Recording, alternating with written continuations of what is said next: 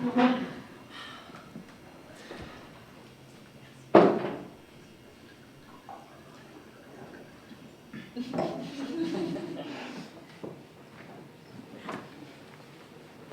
défaut des auteurs, dans leur production, c'est d'en tyranniser les conversations, d'être au palais, aux cours, aux ruelles, aux tables, de leurs vers fatigants, lecteurs infatigables.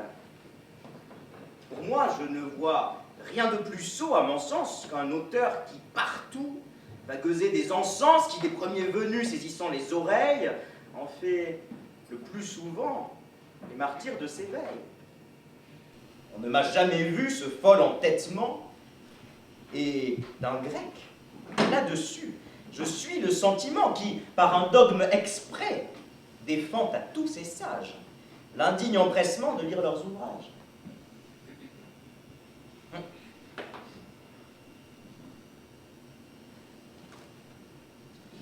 Voici de petits vers sur de jeunes amants sur quoi j'aimerais bien avoir vos sentiments. Vos vers ont des beautés que n'ont point tous les autres. Oh, les grâces et Vénus règnent dans tous les vôtres. Vous avez le tour libre et le beau choix des mots. On voit partout chez vous l'ithos, le pathos. Nous avons vu de vous des églogues d'un style qui passe en 12 attraits Théocrite et Virgile. Vos odes ont un air noble, charmant et doux qui laisse de bien loin votre Horace après vous. Est-il rien d'amoureux comme vos chansonnettes? Peut-on rien voir d'égal au sonnet que vous faites? Rien qui soit plus charmant que vos petits rondeaux. Bien de si plein d'esprit que tous vos madrigaux. Aux ballades, surtout, vous êtes admirables. Et dans les bourrimés, je vous trouve adorable. Oh, si la France pouvait connaître votre prix. Si le siècle rendait justice aux beaux esprits, En carrosse dorée, vous iriez par les rues. on verrait le public vous dresser des statues. C'est une ballade. Et je veux que tout le monde... Avez-vous vu certains petits sonnets sur la fièvre qui tient de la princesse Uranie? Ah. Oui, hier il me fut lu dans une compagnie. Vous en savez l'auteur? Ah non. Je sais qu'à le point le flatter, son sonnet ne vaut rien. Beaucoup de gens pourtant le trouvent admirable. Cela n'empêche pas qu'il ne soit misérable. Et si vous l'avez vu, vous serez de mon goût. Je sais que là-dessus, je n'en suis point du tout. Et que d'un tel sonnet, peu de gens sont capables. Préserve le ciel d'en faire de semblables. Je soutiens qu'on ne peut en faire de meilleurs. Et ma grande raison, c'est que j'en suis l'auteur.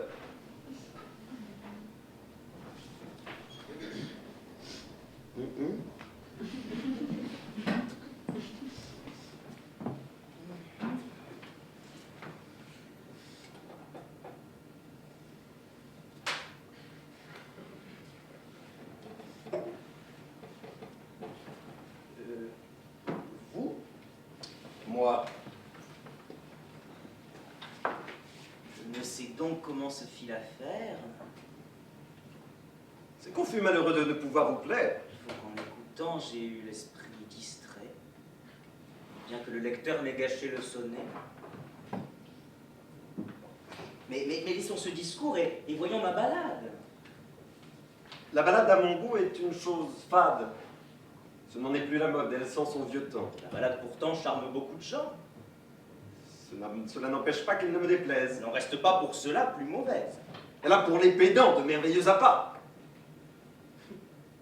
Cependant, nous voyons qu'elle ne vous plaît pas. Vous donnez sottement vos qualités aux autres. Fort impertinemment, vous me jetez les vôtres. Allez, petit Grimaud, barbouilleur de papier. Allez, primeur de balles au brobe du métier. Allez, fripier d'écrit, impudent plagiaire. Allez, cuistre. Va restituer tous les honteux larcins que réclament sur toi les Grecs et les Latins. Va t'en faire amende honorable au Parnasse d'avoir fait à tes vers estropier Horace. Souviens-toi de ton livre et de son peu de bruit. Et toi de ton libraire à l'hôpital réduit. Ma gloire est établie. Enfin, tu la déchiré. Oui. Je te renvoie à l'auteur des satires. Je t'y renvoie aussi. Je le consentement qu'on voit qu'il m'a traité plus honorablement. Il me donne en passant une atteinte légère parmi plusieurs auteurs qu'au palais on révère. Mais jamais dans ses vers il ne te laisse en paix et l'on t'y voit partout en but à ses traits. C'est par là que j'y tiens un rang plus honorable. Il te met dans la foule, ainsi qu'un misérable. Je crois que c'est assez d'un coup pour t'accabler, et ne t'a jamais fait l'honneur de redoubler. Mais il m'attaque à part, comme un noble adversaire, sur qui tout son effort lui semble nécessaire. Et ses coups contre moi redoublés en tout lieu montrent qu'il ne se croit jamais victorieux. Mes écrits t'apprendront quel homme je puis être. Et la mienne saura te faire voir ton maître. Je te défie en vers, en prose, en grec et en latin. Eh bien, nous nous verrons seul à seul, chez Barbe.